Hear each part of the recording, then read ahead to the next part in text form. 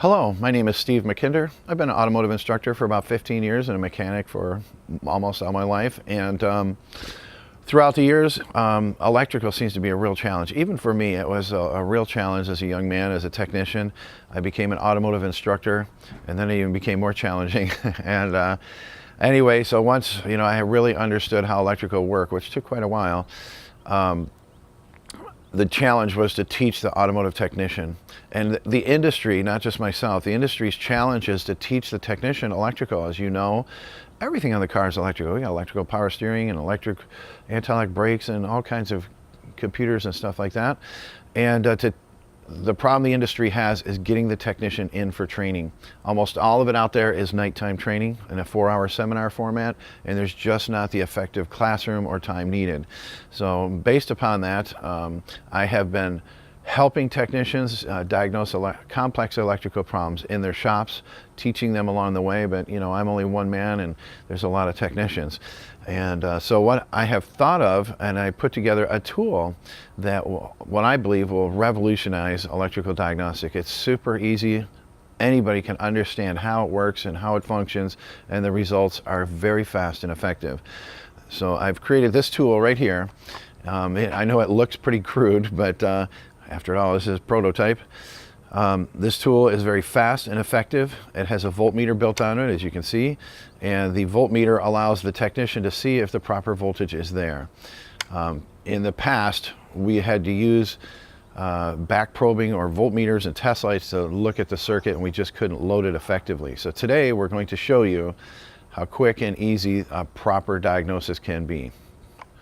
Okay, here we have our first exercise. This is a Chrysler Town & Country, and the customer's complaint is the driver's side headlight is dim. And you can see that, and we're going to use this tool to quickly and effectively diagnose the circuit. Okay, here we are with the problem car taken apart. The headlight is disassembled so we can do some diagnosis on our dim headlight. I'm going to use a conventional voltmeter first and look at the circuit to see if we can determine what's going on. And then we're going to use the new tool and come up with some absolute positive results. So here we are. The circuit is unplugged right here. Here's the connector for the headlight. And if we look at the voltmeter and test it, we can see that in fact we do have battery voltage there, 12.2 volts, which means there's voltage present. And then if we were to do the conventional test on the ground, we would use an ohm meter. And I could use an ohm meter right here by testing there, and you can see it says 4.13 million ohms. Why is that number so high? That's the question that you can ask the technician. Why is the number so high? Is that a good number? Is that a bad number? And that's usually where the problem happens. They do the test, they can see there's continuity, but they don't know if that number's any good or not. And the reason it's no good on this car is I've got the headlights on and I'm testing a live circuit, and because the circuit is live, the ohm meter doesn't work. Even if I were to reach back here and shut off the headlights, you can still see, though the ohm meter dropped, it still shows about 10 or 109 ohms, which is still, because of the vehicle, the dome lights on inside, there's still some electrical flow happening in the circuit.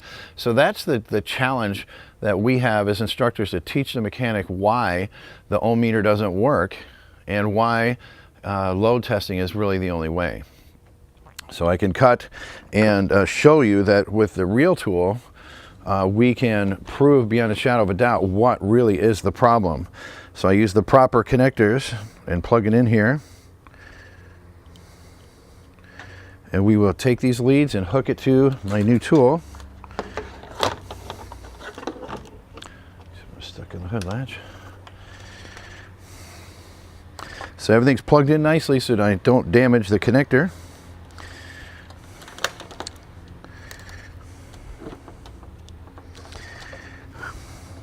Turn on the tool, and now I will turn on the headlights.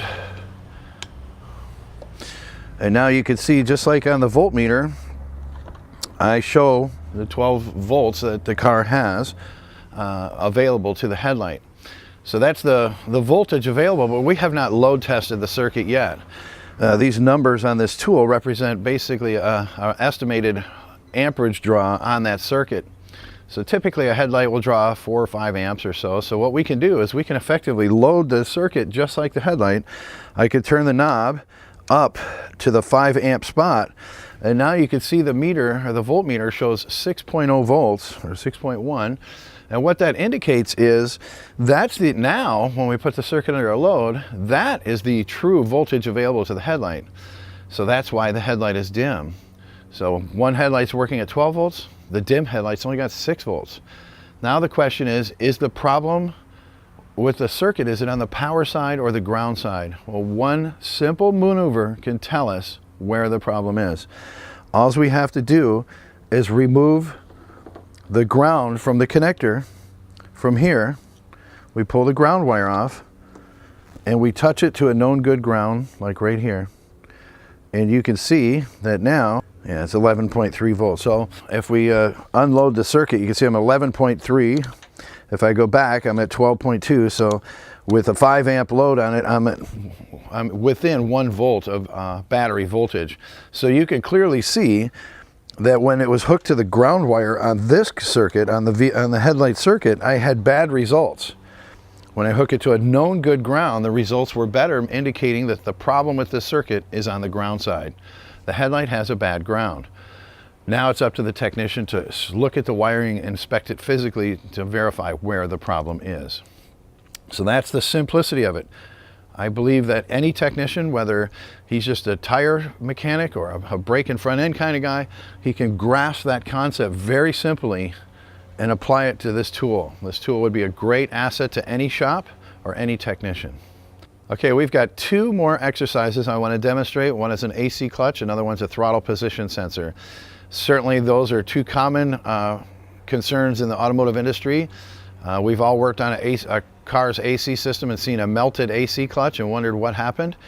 And the other one, the throttle position sensor, can be applied to any computer sensor or circuit. And we are going to use this tool to effectively diagnose it. The concept here is to make sure, beyond the shadow of a doubt, when I replace that part, it's going to work. We want to verify that that circuit can run that component. Okay, here we are at our next exercise, and as you can see, we're on the air conditioning compressor over here. And as I explained before, a lot of times cars come in and the AC compressor, the clutch is all melted, and we will often wonder, well, did the compressor lock up, or is the clutch bad, or what's going on? So this is, before you go ahead and replace that compressor, do some simple tests. So here I've unplugged the AC clutch and hooked it up to my tool, and I've got the scan tool operating the AC clutch relay right now.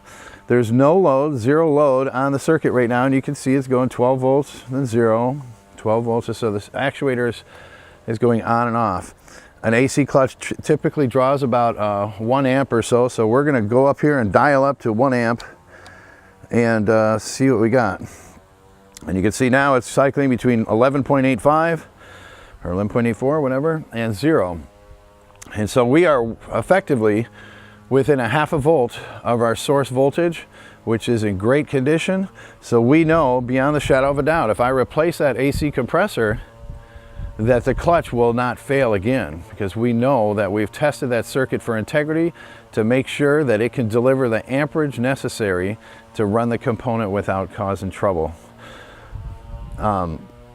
So that's a quick and effective way. The last exercise we are going to do is a throttle position sensor. And again, I want you to think about, it could be any sensor in the car, whether it's a crankshaft sensor, a mass airflow sensor, whatever that sensor is, we can effectively test any component. We just finished the AC compressor. Now we're going to look at the throttle position sensor, and I want you to understand that we're only testing the throttle position sensor, but it's the exact same test that could be done on a crankshaft sensor, a mass airflow sensor, or a MAP sensor, any other sensor on the car. The only difference is these sensors typically work at 5 volts instead of 12, and the technician can easily see on the screen it's a 5 volt circuit instead of 12. The idea of the tool is we want to be within 1 volt of source voltage to be able to validate that the car is actually in good condition. Okay, here we are testing the throttle position sensor on the car, and the throttle position sensor works at 5 volts. The meter right now, or the tester, you can see, is reading 5.09. This is in the 0 load position, so if a technician was to follow the service manual procedure and diagnose in the circuit, they would have them test. Is the source voltage 5 volts, test the wire for 5 volts, and you can see it is there. The problem we don't know is if there's a corrosion in the circuit or something that may cause the component not to work correctly. So what we want to do is we want to load that circuit and test it effectively. So when I apply a load, right now the prototype tool shows some numbers on the screen, and that's based upon 12 volts. But if we drop that voltage to 5 volts, inside that box there's some fixed resistors, and the first resistor is about 100 ohm, I think it's 120 ohm. So if I do 5 volts divided by 5 volts divided by 100 ohms, it comes out to about 50 milliamps, 0.05 of an amp. And that's plenty enough amperage to run that sensor. So when I turn the knob, you can see it stays up. It only dropped 2/10 or 2/100ths of a volt, and 5.07, which means that the circuit's still in great condition. I put a little bit of a load on it, it's still good. The load I applied is plenty enough for a throttle position sensor, but I'll even go a step further and apply even more load. Now remember, in this circuit, everything else is still hooked up. All the other sensors that share this 5-volt circuit are also hooked up. But even if I go here and go to the next resistor, it's basically comes out to about a 1/2 amp load. And you can see on the screen it still shows almost 5 volts with a 1/2 amp load. So we know that this circuit is in great condition. One of the other things you could use is for intermittence. Right now with that kind of a load, or I can even back it down to the 50 milliamp, we can wiggle the harness and see if there's any erratic connections in the harness. Because under a load, that wiggle test, as it's called, is going to show up much more effectively under a load than it would when it's not under a load. So the tool has exceptional ease of use and understanding. It's very simple. There's just 2 wires and a knob. It's very simple and to operate and understand, and beyond the shadow of a doubt, the results are 100% conclusive.